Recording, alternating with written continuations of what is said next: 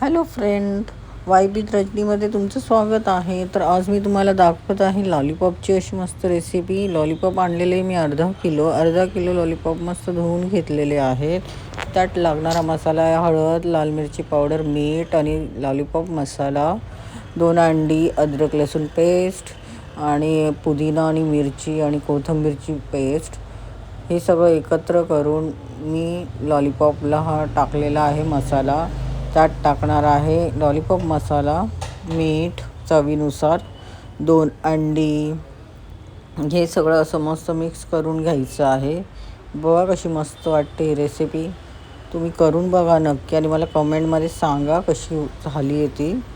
हे मी सगळं असं मिक्स करून घेते. छान एकत्र करून कालवून घेतलेलं आहे, चांगलं मिक्स करून एकजीव. आणि हे फ्रेंड, आणि हे अर्धा तास किंवा वाटलंच तर 1 तास हे मॅरिनेट करून असं ठेवून द्या. मग छान लागतं ते. मॅरिनेट झाल्यानंतर छान मुरल्यावर ते व्यवस्थित लागतं. तर हे सगळं मस्त मी मॅरिनेट करून घेतलेलं आहे 1 तासापूर्वीच. आणि आता हे रेडी आहे फ्राय करायला. तर बघूया आपण, फ्राय करूया. आणि अशी छान मस्त चविष्ट अशी लॉलीपॉप झालेले आहेत माझे. खरंच तुम्ही करून बघा, खूप छान होतात, खूप टेस्टी होतात घरचे लॉलीपॉप. खरंच एकदा करून बघा.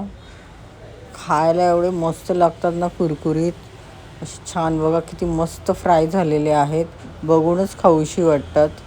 प्लीज तुम्ही करून बघा आणि मला कमेंटमध्ये सांगा कशी झालेले आहेत. ट्राय करा विथ फ्रेंड.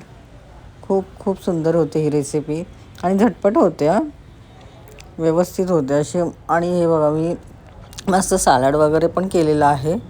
छान अशी पुदिनाची चटणी पण आहे माझ्याकडे मस्त, आणि त्याच्याबरोबर ऑनियन मस्त छान लागते. खरंच तुम्ही ट्राय करा, खूप सुंदर होतात. बाहेरच्या खाण्यापेक्षा घरी बनवलेले लॉलीपॉप अगदी खूप सुंदर होतात आणि खूप जास्त जातात ते. खरंच बघा, तुम्ही ट्राय करा आणि कमेंटमध्ये मला सांगा कशी झालेली. Bye bye friend.